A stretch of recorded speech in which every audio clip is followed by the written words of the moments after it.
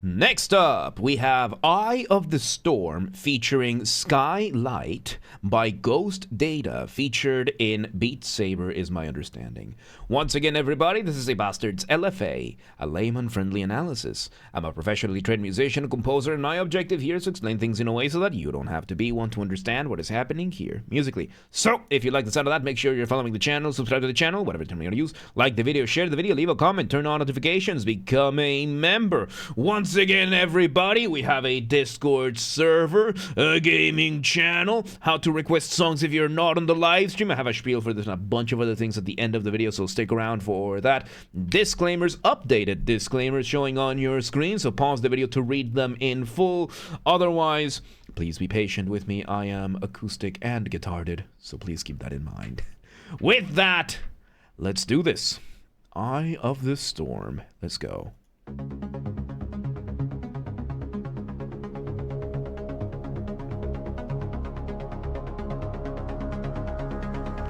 Okay, so we start with a synth, very lovely, giving a bass, the bass line being held fairly low, and we have a synth starting with some initial accompaniment. It sounds like it's going to be accompaniment giving us some arpeggios, right? Arpeggio being when you play a chord one note at a time. Really nice synth going on over there. For example, here's C minor, and here it is arpeggiated, right? And I just realized I was covering it with my freaking face. So, C minor, arpeggiated. So we're having that, and then we are having this other sound coming in. Kind of sounds like a didgeridoo. You know, the didgeridoo. This very, very cool, I think this is from New Zealand, I think. Instrument that relies on the... It's from one of those islands, I believe. Giving you these really cool... like overtone kind of thing. Like this is something that you can do with throat singing. Like I can kind of emulate this sound, and it's that that kind of throat singing thing, you know, kind of thing. I mean, I think I can still do it, right?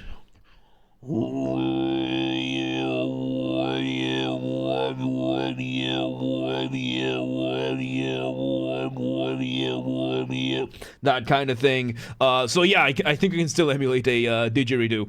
So we're having that going on. Let's see where this goes. Should didgeridoo? Yep. Okay, so we're having build up for something. We bring in the drums. Okay, and it turns out those initial arpeggios were our initial motif. Motif being the smallest version of your musical idea, the essence from which everything else comes from. And now we're introducing the drums, and we have introduced some side chaining. Side chaining being when the drums interrupt whatever else is happening. So now the arpeggios are still happening, but whenever the bass drum hits, the arpeggios are now being silenced. So the volume is going down and then back up. Let's see where this goes. Ah, really cool. And we have another synth giving us some held chords there.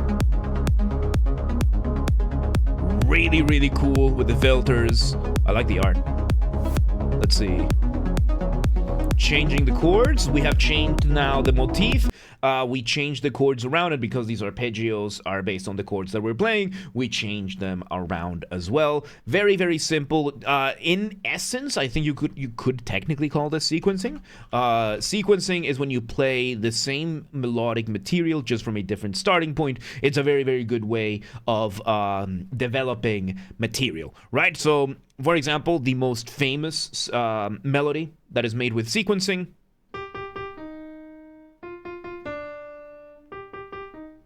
It's...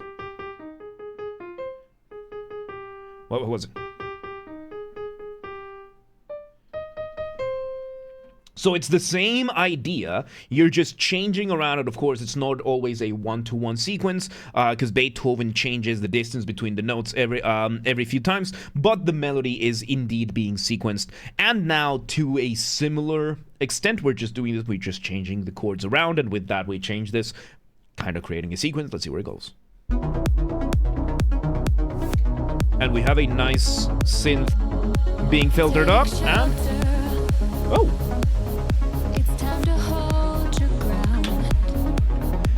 And this is a song. So this whole thing that we've been doing ended up being our intro. So at the end of the game, of the game, I was gonna say, I don't know why, of the game and the day, and I ended up saying the end of the game, right? So at the end of the day, this turned out to be a song, right? So the difference between a song and an instrumental or a piece or a track is that your songs are gonna have lyrics, they're gonna have vocals, and the lyrics or vocals are going to be the driving force of a substantial part of the music, whereas instrumental music is not. It's going to be relying a lot more in your melodies, it's going to be relying a lot more in everything else.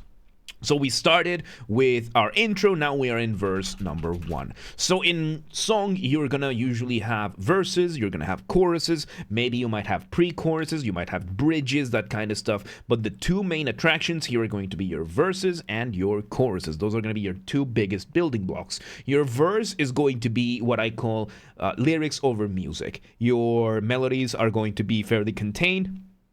You're going to be going through quite a bit of text as much as you can, and it's not going to be quite as climactic as it could be. It's going to establish a nice baseline, fundamental for your structure. I keep hitting the microphone.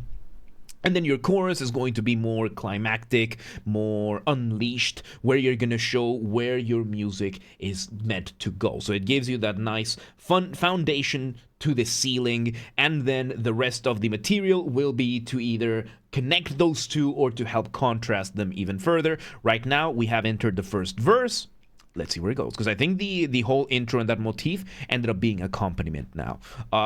Which accompaniment, I don't think I said what it was. So accompaniment is your whatever does not have the spotlight, whatever doesn't have the lead.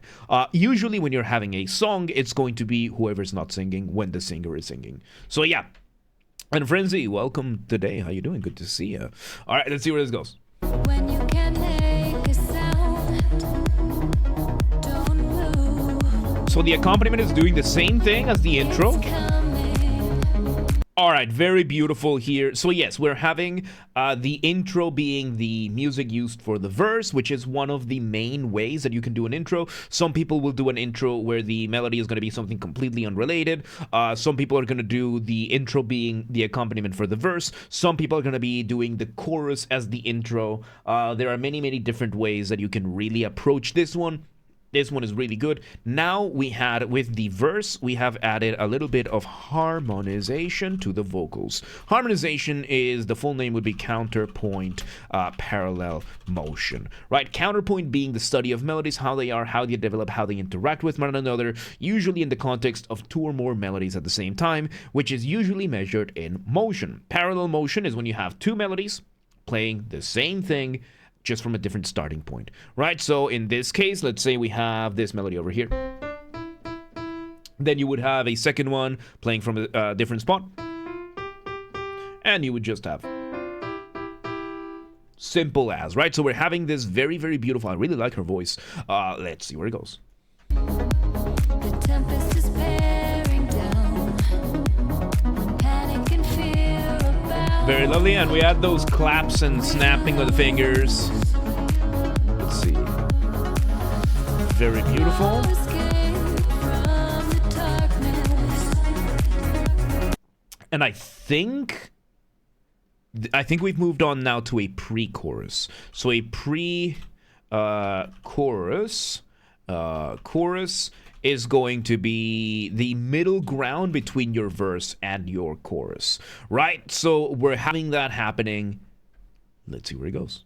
It's a bit hard to follow. Maybe. So we're slowly filtering up the material,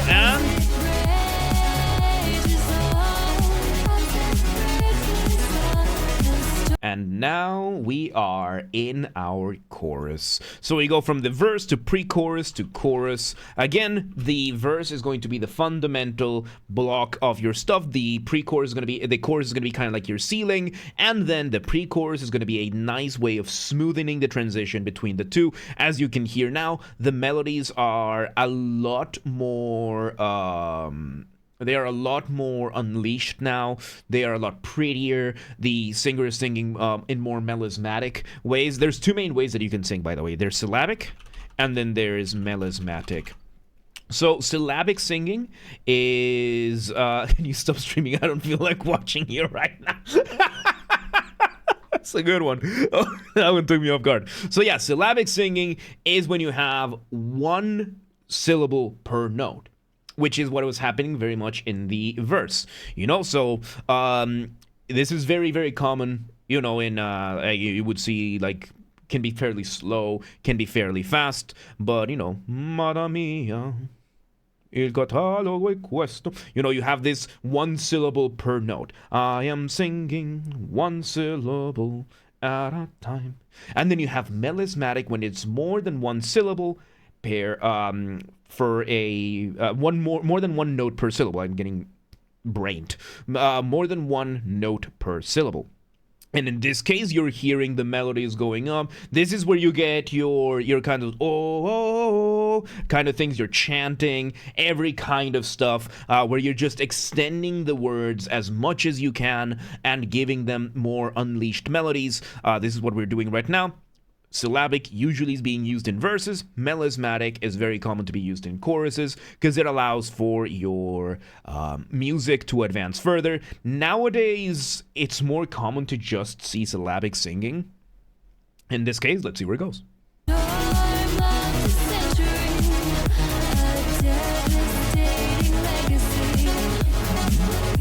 Melody's a lot more.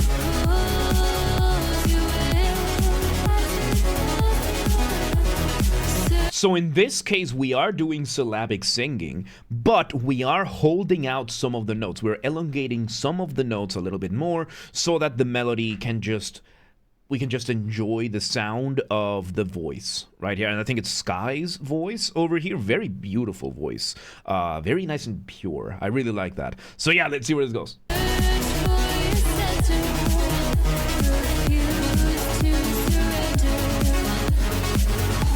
Really cool. Now we tone it down and off the ramp we go. Off the ramp being a colloquial term that I use. Colloquial, by that I mean there's no official academic definition for this, or at least I'm choosing not to use it for the sake of simplicity. So, off the ramp is what I call a specific type of transition. It can be as short as a couple of beats. It can be as long as an entire section. The purpose of it is to make your listener feel suspended up in the air at the mercy of inertia, waiting to see where you land. How do you do that? Remove the drums. Maybe your bass as well, or as many layers from the bottom as you want. In this case, that is exactly what we've done here. We've used this kind of like a reset button to bring the intensity back down so that we don't get too overwhelmed. Let's see where this goes.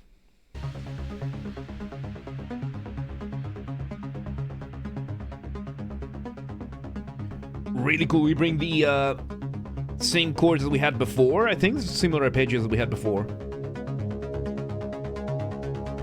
We bring back the legally distinct not didgeridoo. Alright, really cool.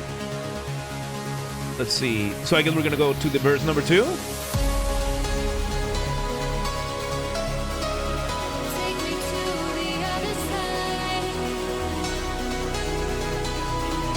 Okay. So we're having now what would be called a break. We have a break number 1. This is quite different from everything that we're doing. The break is mirroring the intro a lot, and we're adding, of course, this beautiful piano playing in octaves and adding just the voice again. We're adding some stingers. You can tell that the voice is not the one driving the music, but instead is the piano. And as I said, the piano is playing in octaves, right? So octaves is when you have the same note repeated, just higher or lower. When you have the keyboard, you can see over here, for example, here's the note C. Here's the note C again, an octave higher. Here it is an octave lower. So every note will be repeated, just in different octaves. And in piano, you have the luxury of being able to play in octaves this way. So you can have this very, very beautiful sound. Very, very dramatic.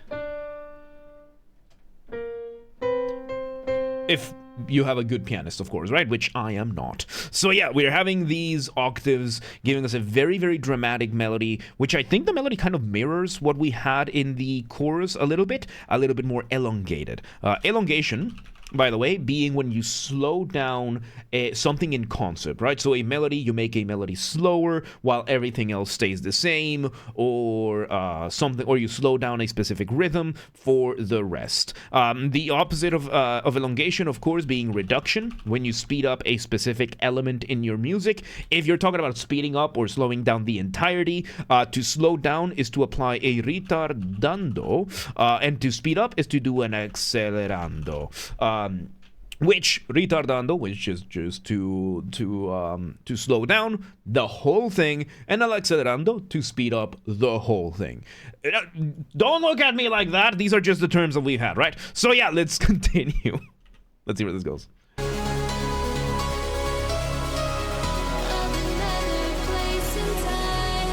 Oh, and I think. Okay, and on top of that, the piano, during this break, we're having the piano and the vocals doing a call and response. So the call and response is a musical conversation, which is, as you can hear it right now, the piano is doing the call, it's doing the first part of the melody, and then the vocals are doing the response. Playing right after the piano. Being very, very beautifully done. Let's see where it goes. We're bringing up the drums again, slowly reintroducing the drums. Let's see.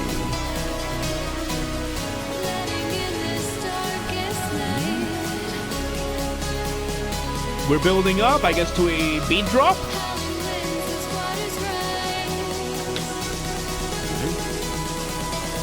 Yes, Morian. Yes, the root word for retard is for people with mental retardation, and mental retardation was just somebody whose brain developed slower, or that processes things slower.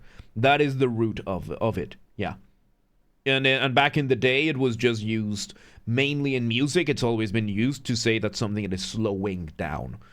Because there's also the counterpoint, which is a retardation. Which is the opposite of a suspension, which is when you apply a non-chord tone. By the way, you're welcome today. I don't appreciate it. So yeah, a retardation is when you have a note that is held and that then moves upward to complete the chord. And then the suspension is when you do it the opposite way. You have a note that is going up that then goes down into the chord tone. So let's apply it in full, right? So a retardation and a suspension.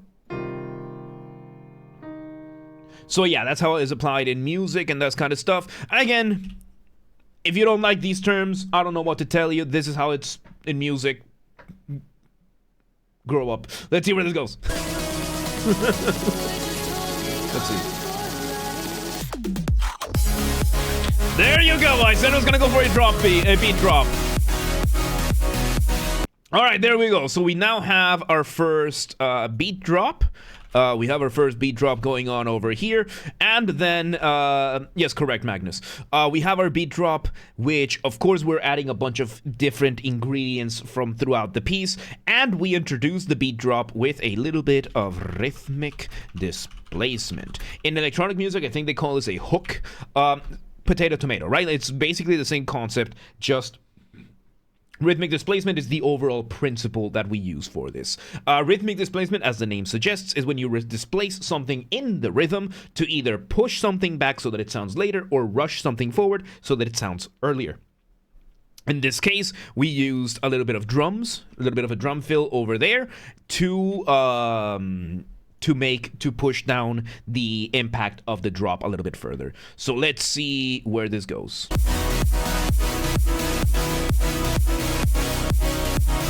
Very beautiful, some side chaining with the chords. Oh, we bring back some of the melodies, some of the melodic synths for the drop. Very nice. So as you can hear, the melodies over here are not, the material over here is not quite the same as what we've done. We're not repeating much of the material. We're kind of bringing something new. And that is because when you're making music, you want to keep a careful balance between what is familiar and what is new. Too much familiarity, too much repetition, too much of the same thing, you risk boring the listener, they tune out. Too much new material too quickly, you risk overwhelming the listener, they tune out. There is one universal exception, no matter the genre, no matter the style, which is solos. You bring in a solo, as long as it sounds cool enough, or and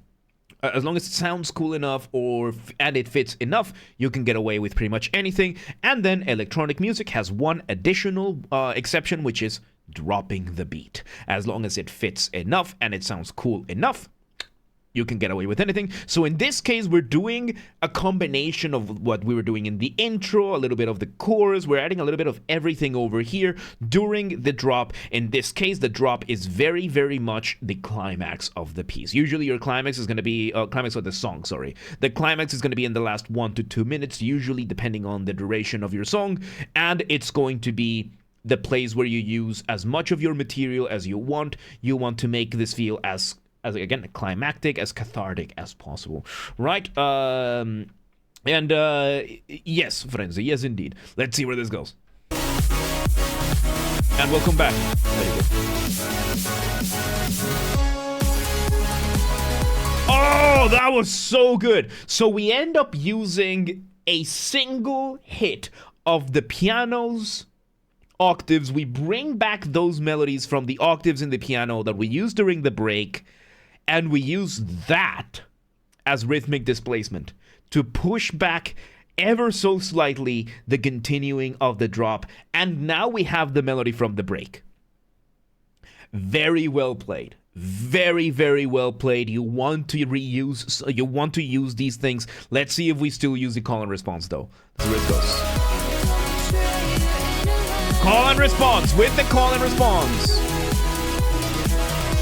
Ezra, appreciate it. Thank you. Let's see. Oh, beautiful.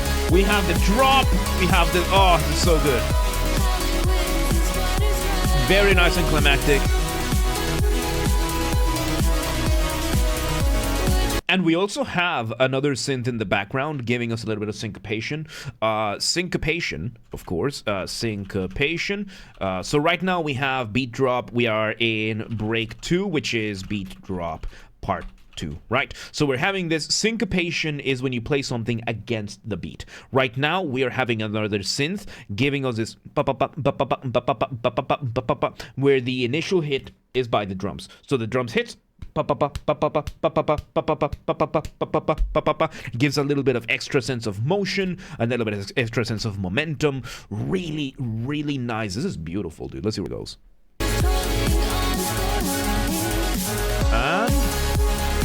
And again, with that tiny moment of rhythmic displacement. Beautiful. The piano without the call and response.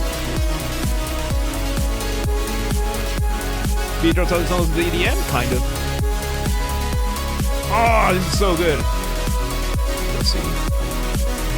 Yes, you are, Banana. Yes, you are. This is bright cute. This is bright cute. Let's see. And off the ramp.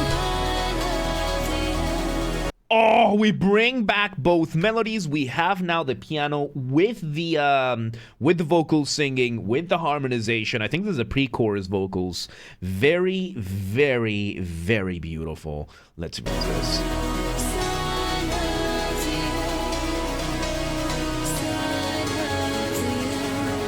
Very, very beautiful. I guess we're doing one more build-up.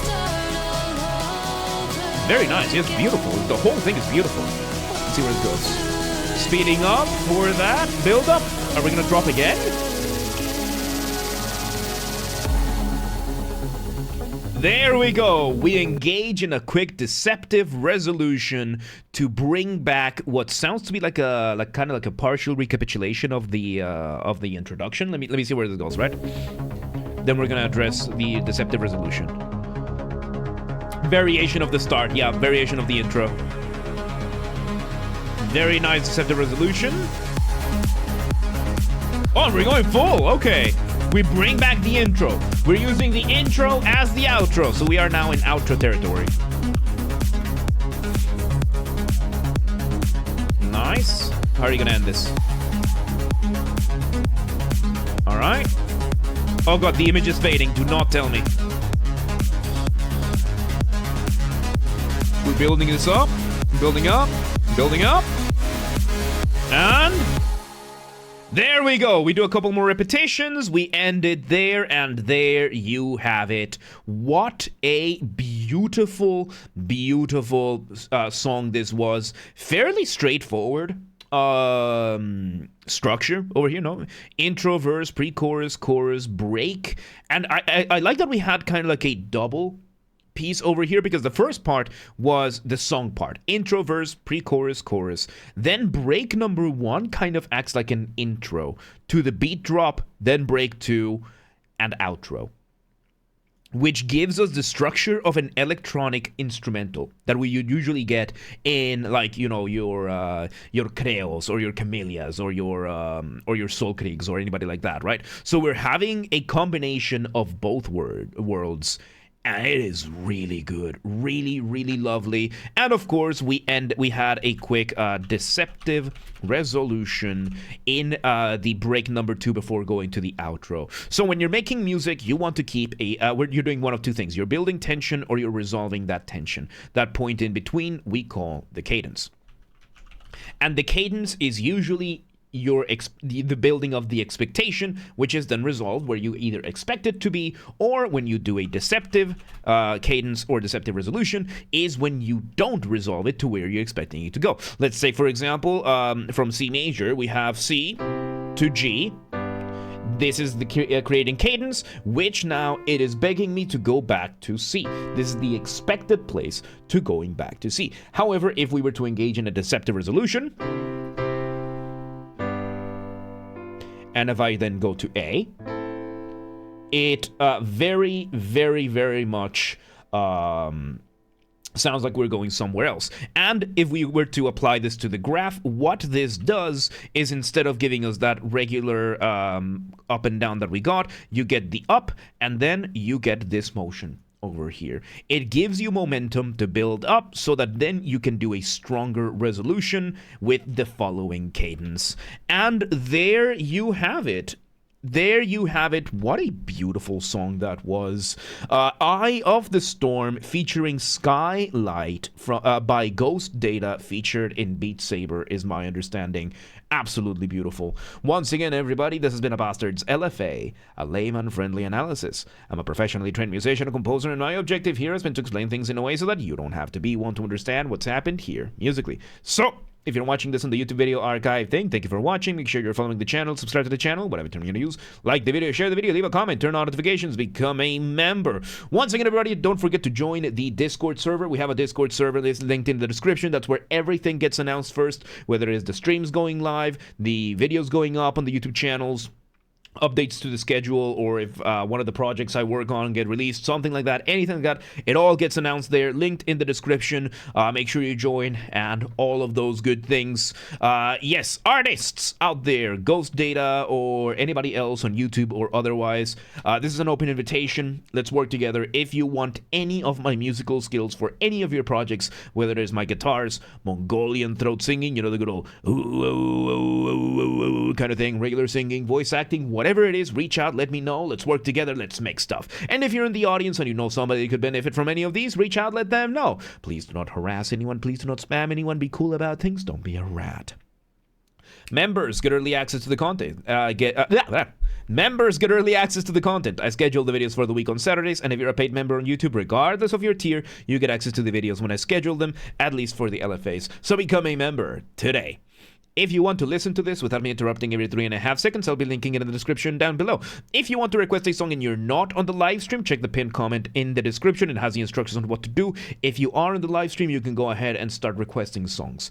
And if you want to catch the streams when they happen live, we aim for Monday through Friday, 6 p.m. Central European Time. We stream live on Twitch, YouTube, and Kick so that you can tune in from whichever platform you prefer. Again, 6 p.m. Central Europe, at least at this time. If you don't live in Europe, do not worry. We have the full up-to-date streaming schedule showing in your local local time zone in both Discord and Twitch. Both are linked down below. So if you live in Balsayaku and you're like, yeah, but what time is 6 p.m. in Hungary? I don't live there. Do not worry. Just go to Discord or Twitch. They're both linked in the description, and they're going to show the stream in your local time zone. And follow the gaming channel. I have a gaming channel because, of course, I have a gaming channel. I'm on YouTube. What else could I possibly have?